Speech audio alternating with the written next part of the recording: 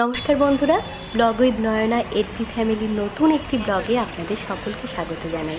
আজ আমরা চলে এসেছি ছোটোবেলায় আমাদের বইয়ের পাতায় পড়া দিল্লির লালকেল্লা বা রেড ফোর্টের সামনে।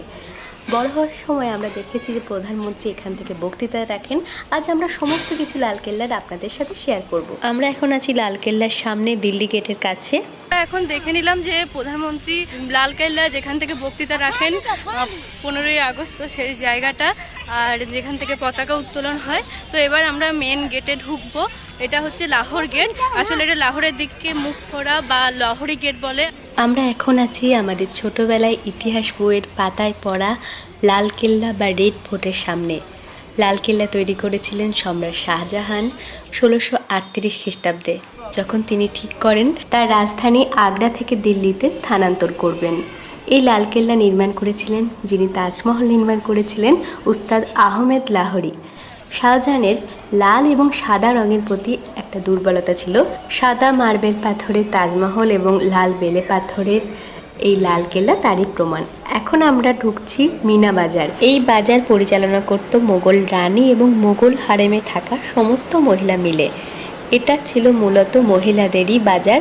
সেই ঐতিহ্য মেনে এখনও দোকানপাট সাজিয়ে রেখে দেওয়া হয়েছে, যে সেই সময়ের কিছুটা ফিলিংস আনার জন্য। চারপাশটা দেখতে পাচ্ছ কতটা সুন্দর। এখন এখানে নানা রকম জুয়েলারি, জামা কাপড়, খেলনাপাতির দোকান আছে। প্রায় 400 বছর আগে তৈরি হওয়া এইসব জায়গা এবং এইসব জায়গার সাথে জুড়ে থাকা নানা ইতিহাস দেখতে সত্যি খুবই ভালো লাগে। এখন আমরা মিনা বাজার থেকে আমরা এবার যাবো দেওয়ানি আম ওই জায়গাটায়। আর এখানে দেখতে পাচ্ছ এই বিল্ডিংটার নাম হচ্ছে ছোটা চক। এটা শাহজাহান বানাননি, এটা বানিয়েছিলেন ব্রিটিশরা। ইন্দো ভিক্টোরিয়ান আর্কিটেকচারের এটা একটা উদাহরণ। এর পাশে আছে কয়েকটা মিউজিয়াম, যেখানে কয়েকটা রাজ্যের বিশেষ বিশেষ রাজ্যের মানুষজন, গুরুত্বপূর্ণ ব্যক্তি, তাদের কালচার এবং স্বাধীনতা দিবসে সে সমস্ত রাজ্যের অবদান তুলে ধরা হয়েছে, কিন্তু ছবি তোলা অ্যালাউ নেই। এবার আমরা চলে এসেছি, এটা দেখতে পাচ্ছ, এটা হচ্ছে নহবত খানা। তো আমরা নহবত খানাটার সামনে যাব। এর ভেতরেই আছে দেওয়ানি আম, তো সেটাও তোমাদের সাথে শেয়ার করব। তো চলো যাওয়া যাক। চারপাশটা দেখতে পাচ্ছ কতটা সুন্দর, একদম সবুজ ঘেরা এবং সুন্দরভাবে বসার জায়গা আছে। এটা দেখছো, এটা হচ্ছে নহবত খানা। যখন বাদশা এই গেট দিয়ে প্রবেশ করতো, তখন তার সেপাহীরা এটা দিয়ে নহবত দিয়ে খানাতে তারা আওয়াজ শুনতো যে বাদশা আর এই রে। তো এটা হচ্ছে সেই নহবত খানা। তো চলো আমরা এটা দিয়ে ঢুকবো। উপরে যে ঘরগুলো দেখতে পাচ্ছ, এখানেই বসে বসে নহবত বাজানো হতো। নহবত খানার ভেতরেই আছে দেওয়ানি আমের স্থাপত্য। দেওয়ানি আম শব্দের অর্থ হচ্ছে নবাব, যেখানে সাধারণ জনগণের সাথে অর্থাৎ আম জনতার সাথে সাক্ষাৎ করতেন। এই জায়গাটা দেখতে পাচ্ছ, এটাই হচ্ছে দেওয়ানি আম। দেখতে পাচ্ছ চারপাশটা খোলা, মানে প্রচুর মানুষজন যেহেতু নবাবের সাথে সাক্ষাৎ করতে আসতেন, তো তারা যাতে ভালোভাবে সাক্ষাৎ করতে পারেন। এই বিল্ডিংটা যদি তোমরা আমার আগ্রা ফোর্টের ভিডিও দেখে থাকো, এখানে এই চ্যানেলেই আছে, তো দেখতে পারবে সেখানটার সাথে সাদৃশ্য রেখে এটা বানানো। তো আগ্রা ফোর্ট নির্মাণ করেছিলেন আকবর এবং এটা নির্মাণ করেছিলেন শাহজাহান। আমার ডান দিকে যে বিল্ডিংটা দেখতে পাচ্ছ, এটা হচ্ছে রংমহল, আমরা দেখাবো তোমাদের। তার আগে আমি খাসমহল এবং হামাম এবং ঔরঙ্গজেব নির্মিত মতি মসজিদটা দেখিয়ে দেবো। তো আমরা এখন খাসমহলটা দেখতে যাব। আমার বাঁ দিকেই দেখতে পাচ্ছ যে বিল্ডিংটা, ওটা হচ্ছে খাসমহল।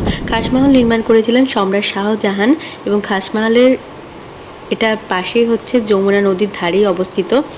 এখন যেহেতু উপরে উঠতে দিচ্ছে না, তাই দেখাতে পাচ্ছি না। বিশেষ মানুষজনের সাথে সাক্ষাতের জন্য, খাস মানুষদের সাথে সাক্ষাতের জন্য এই মহলটা, এবং এখানেই সম্রাট বসতেন। এবং বিখ্যাত ময়ূর সিংহাসন, সেটাও কিন্তু এখানে ছিল। এখানে দেখতে পাচ্ছ যে এখানে যে সিকিউরিটি দাঁড়িয়ে আছে, উল্টো দিকটাই হচ্ছে যমুনা রিভার। এই রিভার একদম আগ্রা ফোর্টের সাথে কানেক্টেড ছিল এবং সম্রাট যখন, নবাব যখন আসতেন, তখন মানুষজন দুই রিভারের তীরে দাঁড়িয়ে থাকতেন, দুই দিকে রিভারের তীরে নবাবের সাথে সাক্ষাৎ করার জন্য।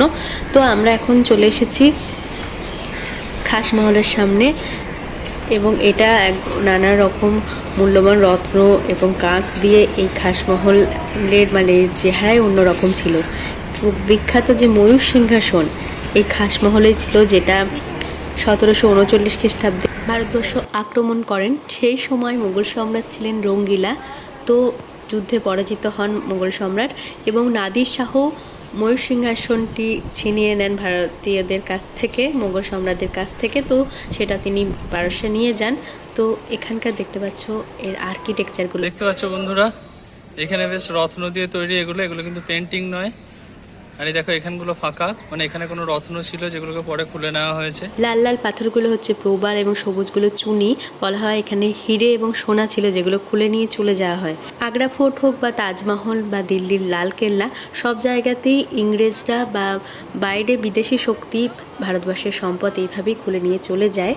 এটা যেটা দেখতে পাচ্ছি এটা হচ্ছে মসজিদ, মতি মসজিদ। এই মতি মসজিদ বানিয়েছিল ঔরঙ্গজেব। তার আগে শাহজাহান যেত জামা মসজিদে নামাজ পড়তে, কিন্তু ঔরঙ্গজেব সেটা করতেন না, তাই উনি নিজের মতো করে বানিয়ে নিয়েছিলেন। এটা ছিল হামামখানা বা স্নান ঘর বাচ্চাদের। যেহেতু ওপরে উঠতে অ্যালাউ করছে না তাই যেতে পারলাম না ভেতরে। তো চলো এরপর আমরা দেখে নেব রংমহল। রংমহলে থাকতেন মোগল রানীরা। দেখতে পাচ্ছ যে এই জায়গাটা মানে খাসমহল এবং রংমহলের মাঝে, যাতে সরাসরি যমুনা নদীতে যেতে পারে নবাব এবং রানীরা, তো সেই ব্যবস্থা ছিল। রংমহলে যেহেতু মোগল রানীরা থাকতেন এবং তারা যাতে সুন্দর শোভা অনুভব করতে পারেন, তো সেই জন্য রংমহলের উল্টো দিকেই ছিল একটা সুন্দর ফাউন্টেন। আমরা চলে এসেছি রংমহলের সামনে। স্বর্গের জলাধার, এখান থেকেই গোটা প্যালেসটায় জল সাপ্লাই করা হতো এবং সারা বছর জলের যোগান এখান থেকেই যেত। যমুনা নদীর সাথে যেহেতু এটা কানেক্টেড ছিল, তাই সারা বছরই খুব সুন্দরভাবে জল পাওয়া যেত। তো আমরা চলে এসেছি ফাউন্টেনটার কাছে। দেখতে পাচ্ছ এটা নিহারি বিস্ত বলা হতো, কতটা সুন্দর ছিল।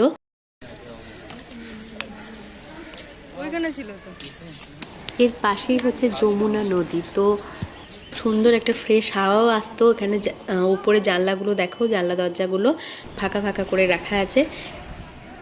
তো এর নিচে ছোট ছোট ঘরগুলো দেখতে পাচ্ছ, এটা কোনোটা ছিল রানীরা যাতে সরাসরি যমুনা নদীতে যেতে পারে, তো তার ব্যবস্থা করা, বা কোনোটা ওয়াটার রিজার্ভ করে রাখার ঘরও ছিল, এবং কোনোটাও ছিল সার্ভেন্ট কোয়ার্টার, মানে চাকর বাকররা যাতে ভালোভাবে থাকতে পারে এবং তার জন্য ছোট ছোট জানলার, মানে তাদের যাতে কষ্ট না হয় তো অ্যাক্সেস করতে পারে, তো সেই ব্যবস্থা এখানে করা ছিল।